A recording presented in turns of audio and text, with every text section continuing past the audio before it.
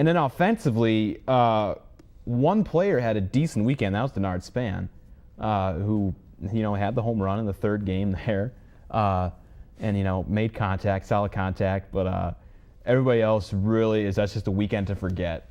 And the good thing for them is they get to play the Yankees that series now. is over. Thank God. Yeah, let's get that series in New York out of the way. In early April. Let's just get those 3 losses on the board. And then we can really get our season started. 4 game.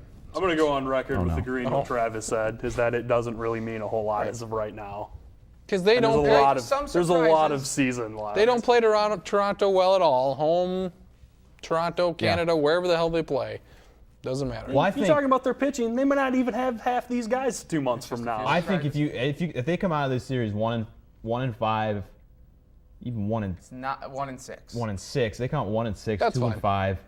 That's not the start you want. The Twins historically have struggled all the way up to about basically the end of June, about a 500 club. So About the last day of October, then they. you can't be too alarmed, I guess. But again, if Mauer's sitting out every third game, if Morneau is still not 100%, mentally, it could be not a very good year. The problem with Mauer is they should switch him to a different position besides catcher so he can play every day.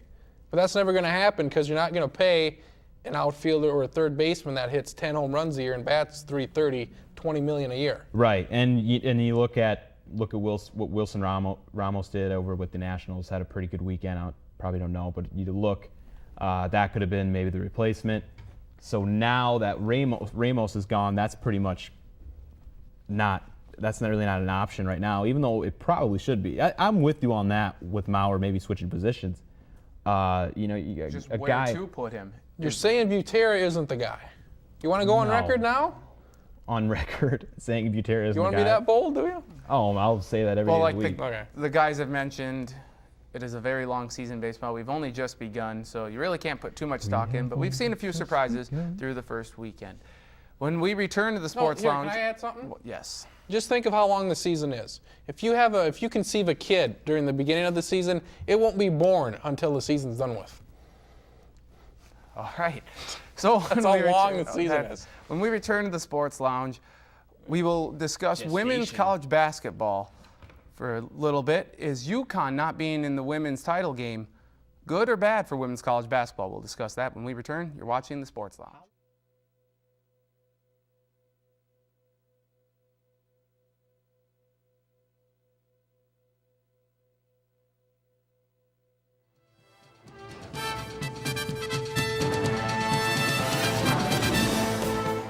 Welcome back to the Sports Lounge. I'm Nathan Stacken. We are turning our attention now to women's college basketball, and with the championship game set, Texas A&M versus Notre Dame.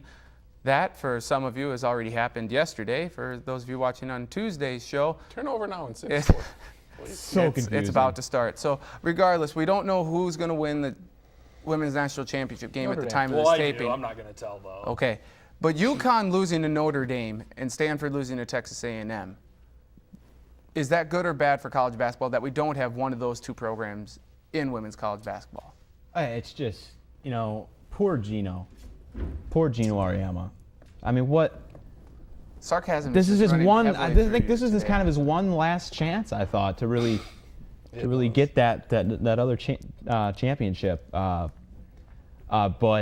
your question was, is it good that UConn's out? Yes. And I think that is unequivocally no. That's not good. Absolutely And not. why? Because I think Gino Auriemma can be a little bit controversial. I think.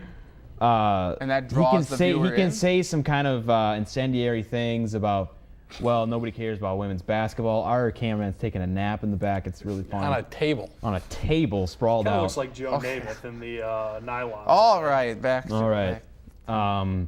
See, again, we're losing my train of thought when Yeah. we're talking about stuff like that. However, no, that's not good for women's college basketball at all. And Instead of just having one or two major programs in it every year after year with Connecticut and Tennessee's in it most years, Stanford, Baylor's an up-and-coming program. You don't Yeah. think that a couple of other programs who have not experienced this, Texas A&M is in their first championship game, and Notre Dame has not made it to the finals since 2001.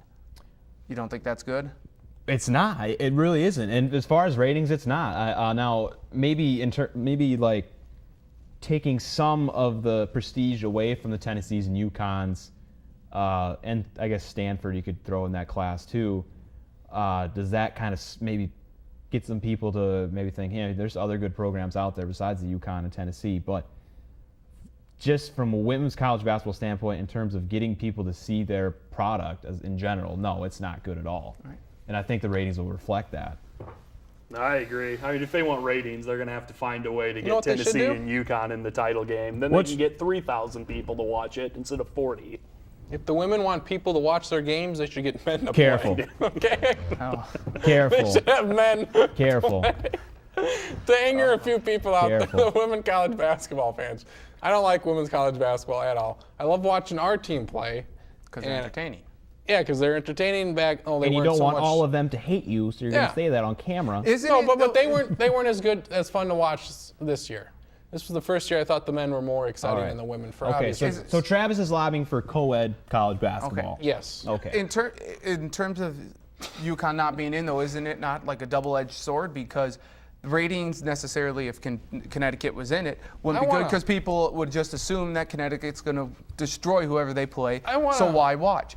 On the other hand, on the flip side, though, isn't it also bad by not having Connecticut in there because you're so accustomed to them being in and they have such a loyal following that two teams that aren't in it, won't that wreck the ratings? People always watch established teams. They always say they want something else, but they never do. The It's just highest like the World Lakers and Series Yankees. are always, the Phillies and the Yankees, or the Red Sox. Celtics and the Lakers and stuff like that. And people always say we want to see somebody different, but when they do, then most people don't watch.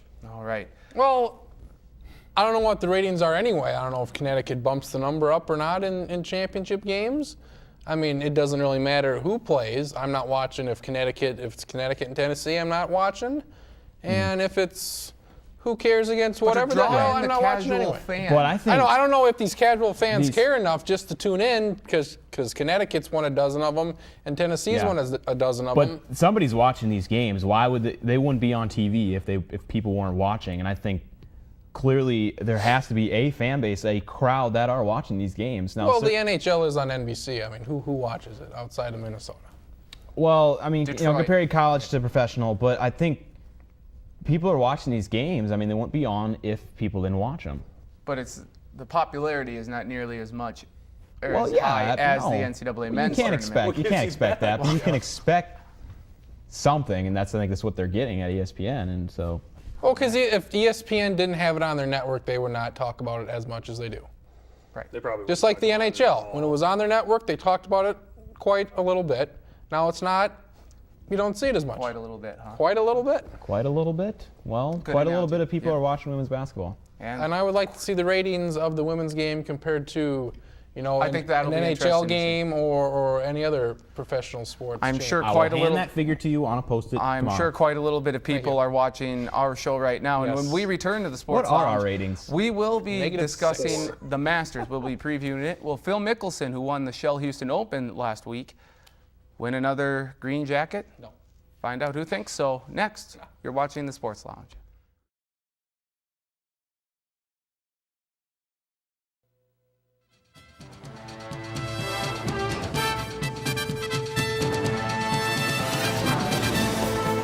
Welcome back to the Sports Lounge. I'm Nathan Stacken. It is now time to talk about a tradition unlike any other, the Masters on CBS. You're here to preview the Masters, who we think is going to win.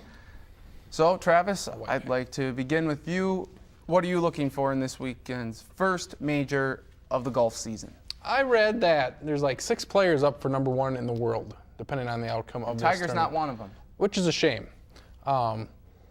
So I'm looking forward I to like that. that. I like that storyline. You got, because for years, for the last 10 years, it's pretty much Woods was number 1. We mentioned UConn being so dominant. I don't think this is very good for golf at all. They have all these guys that are the top players in the world that nobody besides golf fans know of. Yeah, can you name 2 out of the top 7 besides Mickelson and- Sure, Woods? Lee Westwood. That is 2 out of them, though. Yeah. 2 out of 7. Or, Yeah. I mean, more than the 2 out of 7. No. Who's number 1 right now? It's That's a not good Lee question. Westwood. Don't ask questions like that. All right. Anyway. I like that storyline with the number one being up for grabs. And I like how you called him Woods. I think he should come out and say the golfer formerly known as Tiger, and just be Woods. Oh, Woods. As far as Woods goes, the Masters is typically kind of his tournament. Now he hasn't won it every year, and he hasn't won one since, what was it, 2005? Was that the last time? I believe so, yeah. He might have won one maybe in 2008. I'm not sure. I can't remember. But this is a tournament that he frequently. I mean, he's a top 10 guy virtually every year. Well, last year what was it, fourth? He came out of the gates really, really hot last year. Yeah. He kind of fell he back. didn't have a warm-up tournament at all. But had a solid finish too. Yeah. So I mean, I think as subpar as he's played, I think in the past year, something happens with the Masters. It's maybe conducive to his style of play, which is long. And again, I think his willpower. It's kind of the sheer will, I think, kind of leads him to get these top 10 finishes and even top 5. So I would expect Tiger to compete heavily. I expect him to win. Maybe not as much as in years past, but he's got as good of a shot. So instead of Tiger or the field, that's not the question anymore because he's been down so long. Tiger is the field now. Right. I think it's gotten to that point where that level of domination has kind of leveled off a little bit. Wow. And so I think, again, you talk about 6-7 golfers vying for that top one spot, and that's how level of the playing field I think it's gotten in the past 3-4 years. I think that not that they've gotten so much better because they haven't. Woods has brought himself down to their level now, and that's gotten all these other guys in contention for it. A little bit, but I think there are some really good golf. I mean, you got Graham McDowell, Hunter Mahan, Luke Donald, Keimer. Martin Keimer, the US Open. and then again you have Phil, and then you got Retief Goosen. See, there's still great golfers out there. Rory McIlroy. Rory McIlroy is a young and up-and-comer. Ricky Barnes. What about Ricky Barnes? What about Nick Johnson? So there's good talent out there, and I think that is a good reason why you got 7 players that have a chance to be number one. Well, and regardless of who's up for grabs in terms of number one, it's the Masters. It's the first tournament of the season. Don't you think people will watch? I think some people will. I'm not a huge golf fan, but I frequently will watch the last 5 or 6 holes on Sunday of a major, though. I'll watch the end of it, see who wins, see if there's any excitement. Well, I'm a pretty big golf fan, so I'll probably watch portions of it every day and a majority of it on Sunday. But as far as a casual fan, yeah, I think so, because I think, again, that Tiger Woods is always going to be the number one storyline heading into a tournament. And it's the Masters, and it's the biggest golf event of the year. Does Phil Mickelson winning last weekend help his chances? Does it add more pressure to him in terms of winning it? Are more people going to expect that he'll win it? It helps his chances because he's playing well.